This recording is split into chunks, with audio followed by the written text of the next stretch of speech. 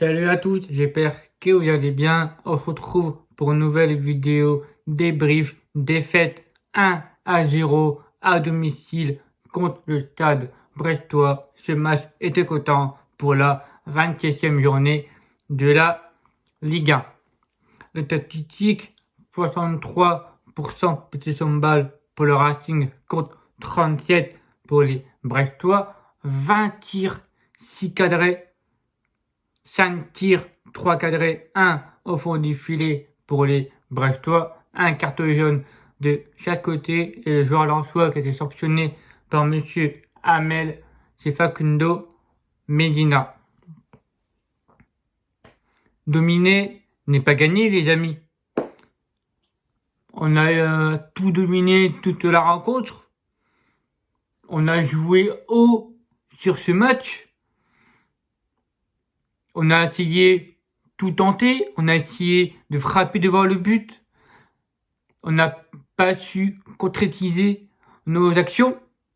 On s'est fait punir par les Brestois sur une contre-attaque de Franck Honorat qui met d'un très beau ballon au piqué où Jean-Louis ne peut rien faire. Aussi, on peut signaler aussi l'arbitrage de monsieur Hamel sur l'action à la 70e minute de jeu, 75e, avec l'entrée de Ignatu Ganago, où il est en face à Bizot, l'international néerlandais, gardien, 1m93, qui était d'ailleurs très très bon dans sa ligne de but, qui a sorti des parades, surtout dans la lucarne. Il a été cherché à la première mi-temps, à plusieurs reprises, sur Gaël Kakuta. En seconde mi-temps, sur le magnifique coup franc de Jonathan Klaus, qui a tout essayé dans ce centre. Dans ses tirs, il y a eu 2-3 coups francs, il a très très bien placé. Il a essayé sur son côté droit de faire des centres, trouver ses partenaires. Il y a eu des combinaisons. Kakuta, Kalimendo, Sotoka, en seconde mi-temps, ou Sotoka, pour moi, il doit la mettre au fond. Mais le gardien a été présent dans sa ligne de but. Et on est tombé sur un très beau gardien. Après, nous, 20 tirs, on n'encadre que 6. C'est juste que je vous dis, il nous manquait une efficacité devant le but. On avait l'ambiance qui était présente, une excellente ambiance. Moi, j'étais au stade. Cette défaite, elle est très très très frustrante pour moi. L'Incopo qui a été aligné par Franck Hez, 3-5-2. Jean-Louis Leca dans les buts. Jean-Louis, sur son but, il ne peut rien faire. Ce n'est pas de sa faute. Il n'y a pas eu dans ses relances, il m'a beaucoup rassuré par rapport à Angers, où il dégageait beaucoup de fois à terre, mi-hauteur. Là, c'est surtout où quand la balle a sorti, il jouait avec Danso et ou ses deux latéraux, ses deux défenseurs. Donc rien de à signaler pour Jean-Louis Leca, puisque après son but, il n'y avait rien à faire. La défense, je vais commencer par Jonathan Grady. Jonathan Grady a été le meilleur pour ma part. Il a que ce soit dans ses interceptions, dans ses duels. Donc rien à rajouter pour Jonathan Grady qui a bien pesé dans la défense.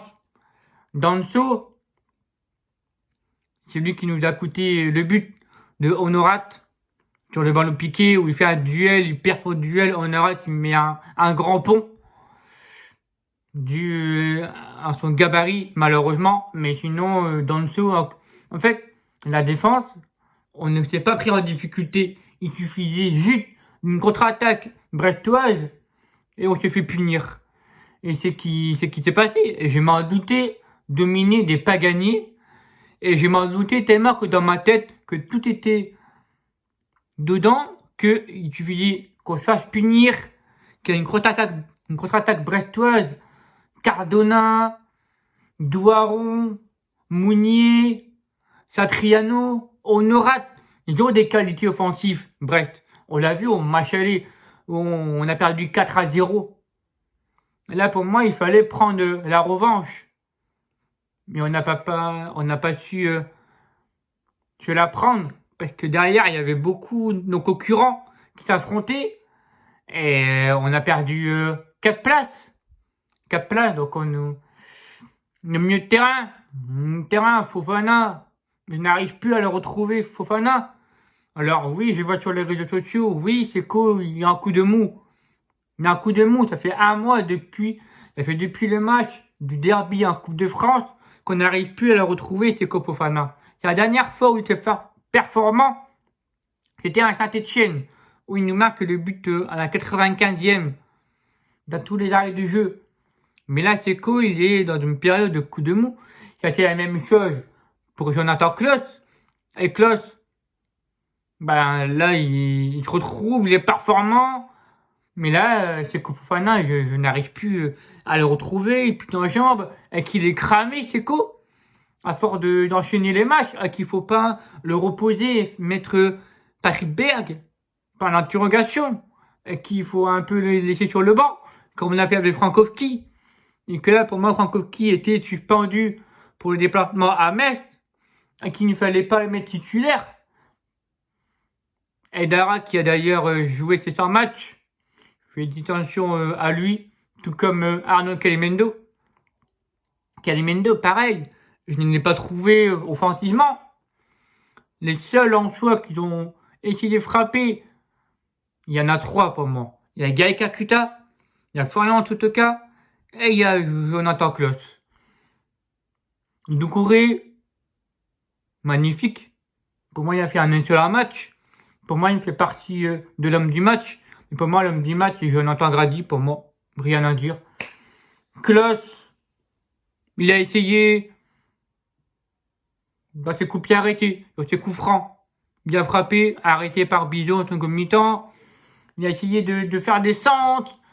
Il a tout essayé. Mais ça n'a pas su se faire. Et le but hors jeu, le but refusé de Ganago, ça s'est joué à ça. Et je regardais le match en replay. Et son centre, il a repoussé trop sa balle.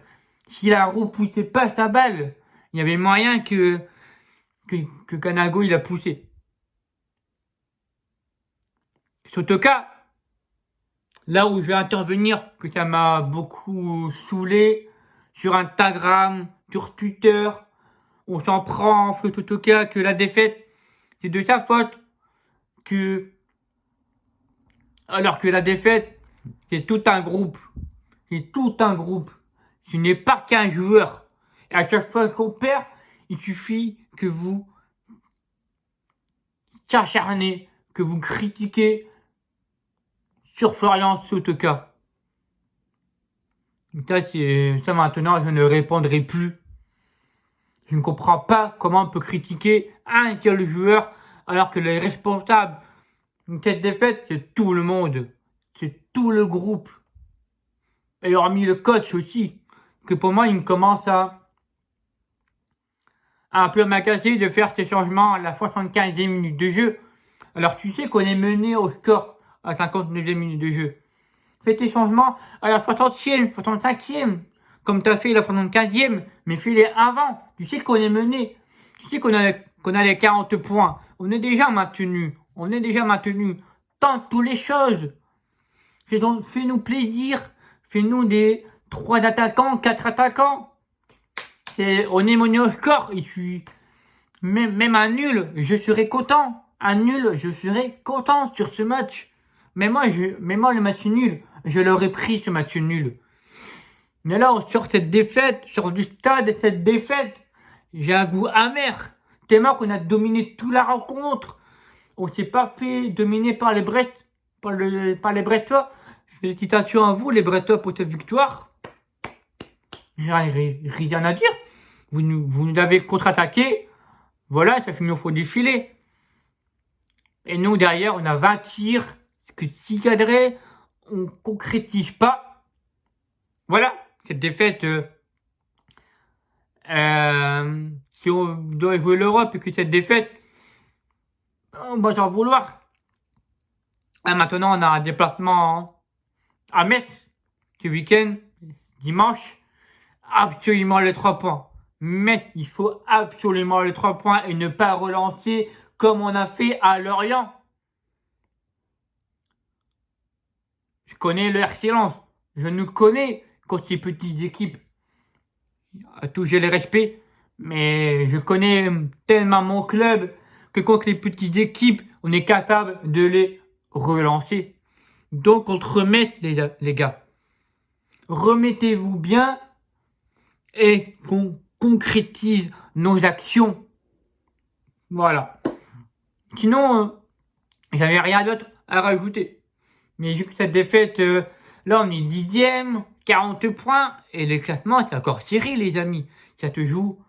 On est à 1 point du Lille et de l'Olympique Lyonnais, on est à 2 points de Monaco, de Nantes, on est à 4 points de Strasbourg.